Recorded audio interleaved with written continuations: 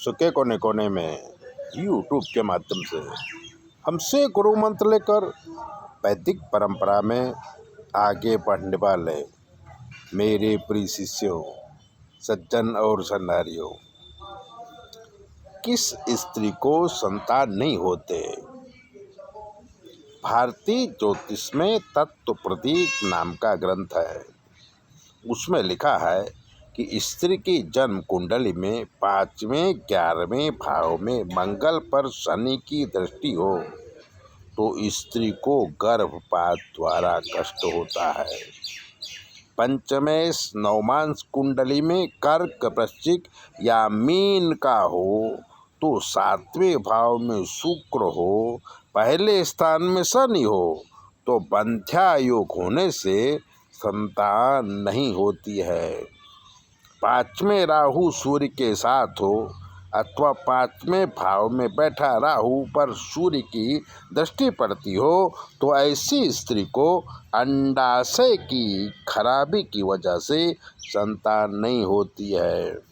5वें भाव में चंद्र राहु का ग्रहण योग संतान सुख में बाधा डालता है।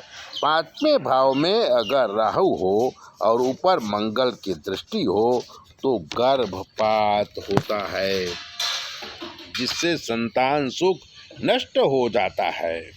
5वें भाव में राहु हो और उस पर बुध की दृष्टि पड़ती हो तो संतान में केवल पुत्री होती हैं।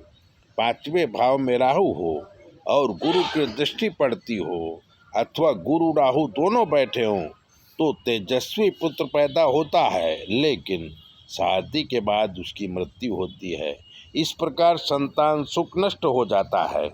रामचरण उपाध्याय बॉम्बे में बड़े बिल्डर थे। उनको 3 बेटी हुई, पर उन्हें वंश चलाने के लिए पुत्र चाहिए था तो उन्होंने चौथा और 5वां गर्भ गिरवा दिया, जिससे महापातक योग लगा। बाद में गुंडों ने उनके सारे ऊपर केस करके पूरे बिल्डर की संपत्ति हड़प ली और वो गरीब हो गए, क्योंकि गर्भपात ये स्त्री भ्रूण हत्या का महापाप गिना गया है।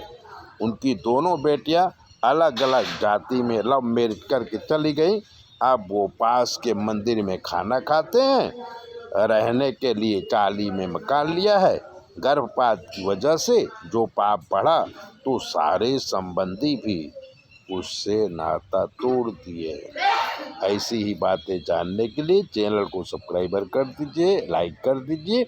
और अगर आपके जीवन में कोई कष्ट है, आपको ज्योतिष दिखाना है तो 9825200108 पर फ़ोन करके आप कुछ भी पूछ लीजिए। जय भोले।